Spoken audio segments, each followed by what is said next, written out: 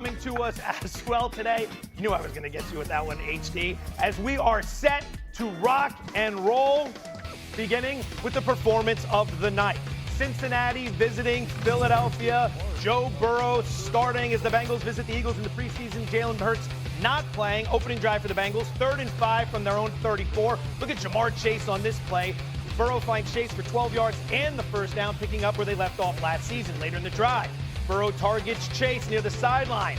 Reels it in. 23-yard catch. Harry, look at this. It's like taking candy from a baby. Easy money. Later in the drive, 2nd and goal on the Eagles' 12. Burrow finding Tanner Hudson, who battles into the end zone for the touchdown. Burrow 6 of 7 for 71 yards on the opening drive. Bengals up 7-0. 1st and 10 from the 35. Burrow finds Chase Brown, the running back.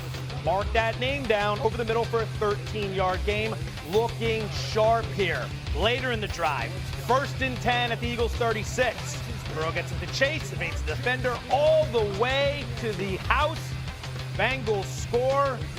Fantastic performance here. D-Wood, you got to make that tackle, don't we? Yeah, you have to. One-on-one on the outside. If you don't, it's over, brother. To the crib it is. Yes, it is. Burrow played a total of 15 plays in 2 series last night, both of which led to scores for the Bengals. Meanwhile, Chase targeted 4 times, caught all 4 of those targets for 77 yards in a score. Here's Joe Burrow with an assessment of his performance. Today was average. But overall, I'm happy with where I'm at. Next week, I'd like to be a little better.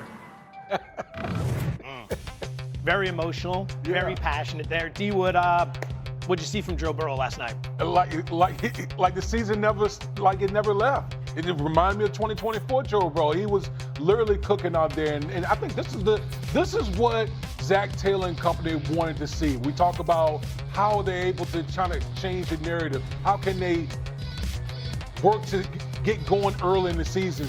Okay, change the game plans. Play some in the preseason. This is what you want. You want Joe Burrow go out there, cooking in fish grease out there. Okay, Jamar Chase doing his thing. That's what you want to see in a limited amount of work in the preseason. Biggest takeaways from you? Number one, the connection of Joe Burrow and Jamar Chase is the best in the National Football League.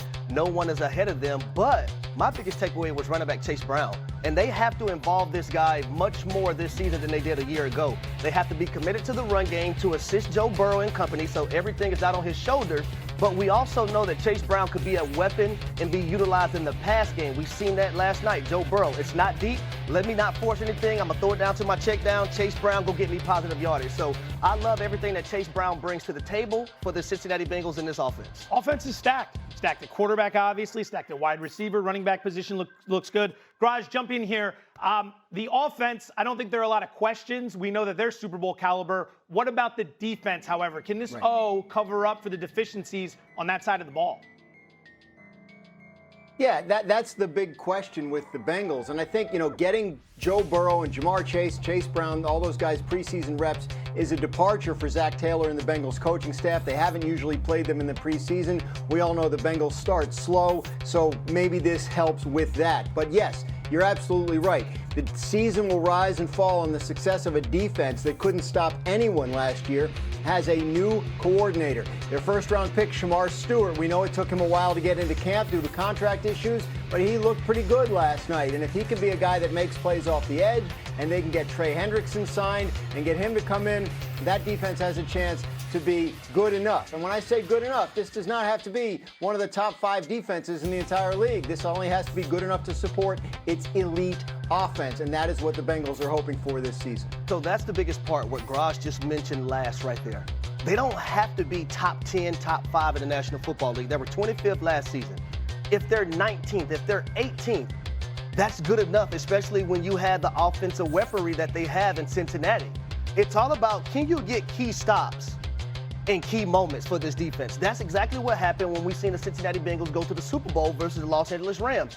They weren't a top 10 defense, but in critical moments, they were able to get those stops and get that football back to Joe Burrow and company to let him go to work. But they got no stops in no moments last season. If you look at that Washington game, they couldn't stop Jayden Daniels at any moment throughout. That's what I'm wondering. Like, you can win 11 games with an 18th ranked defense in this offense. Can you navigate through the AFC? Well, I mean, that's going to be the question. But remember, this thing is going to run through their offense. When you're able to put up 30-plus points a game, which I think is totally reasonable for the Cincinnati Bengals, you just got to be able to slow them down. Don't be a sieve or a nosebleed on the defensive side of the football. That's right. Just be able to get some stops and get the ball back to your offense. All right, not the only game we had last night. Raj, we're going to get you back in here in just a second. Baltimore taking on the Indianapolis Colts in a matchup where Anthony Richardson and the Colts were looking to get things going. Richardson's first drive, 1st and 10 from the Indy 47, fakes the handoff and finds Adonai Mitchell for a gain of 15. Colts would go on to kick a field goal and go up 3-0. Richardson's second drive. Colts now down 7-3. 2nd and 10 from the Indy 35. Look out! Hot. David Ajabo comes unblocked off the left edge, gets the sack. Richardson's shaken up. He'd be ruled out with a dislocated right pinky. Here comes Daniel Jones.